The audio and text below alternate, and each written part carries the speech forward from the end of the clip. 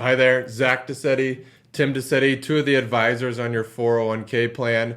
It's tax season. Tax filing deadline is about 2.5 weeks Yep. away. So I'm sure a lot of you are busy putting together those documents. And maybe some of the things that you're looking at is whether you contributed via pre-tax or Roth for 2022. That could be either in your Roth IRA or in your employer plan.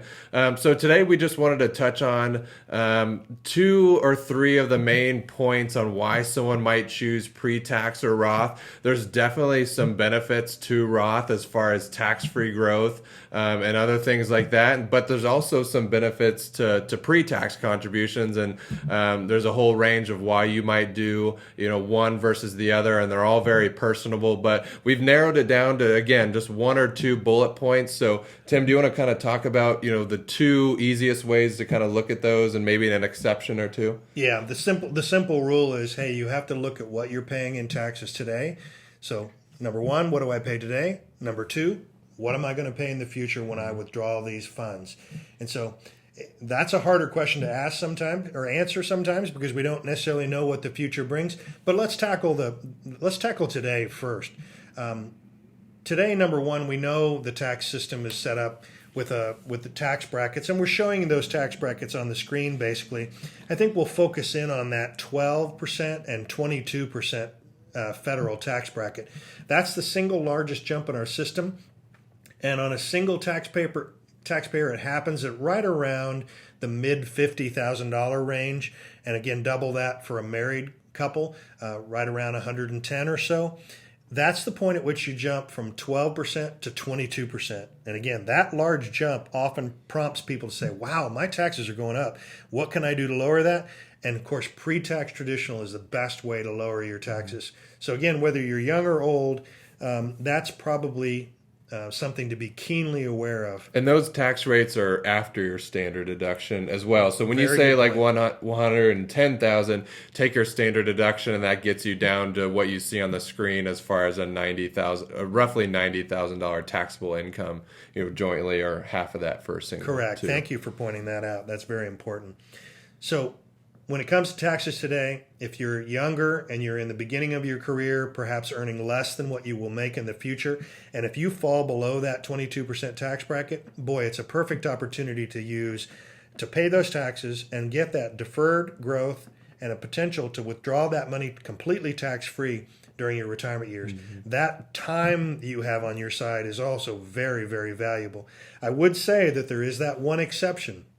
We have a number of clients, participants in plans, who have accumulated very large pre-tax IRAs or 401k balances, and they really want to start building up that other bucket. Even though they're in a high tax bracket today, because of those required minimum distributions and where they could become in your situation at age 73 or later, that could be a very good reason, even though you don't have a lot of time on your side and you are paying high taxes, we could be recommending a Roth to you. So that's about taxes today. The second consideration is, where will your taxes be in the future when you withdraw the funds? And that question, while it's harder to answer, you have to understand that our tax system is set up to give preferential treatment to retirees. Two primary things come to mind. One, as a retiree, you're not itemizing anymore, most likely. The standard deduction is larger for retirees age 65 and older. So that's a preference for you. You're going to get a lower deduction or a bigger deduction to lower your income. And number two, as a retiree, your Social Security income receives favorable tax treatment. Not only does all of your Social Security not always count as 100% income, but your Social Security is never taxed fully.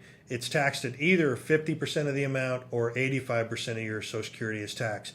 So again, both of these tax preferences as a retiree stack up to benefit you. And I would say, from my experience as a financial advisor, the majority of Americans will pay less tax in retirement than they will during their working years. And it tends to lend itself towards the pre-tax. So don't just assume that. You want to talk about some of the resources that employees can find?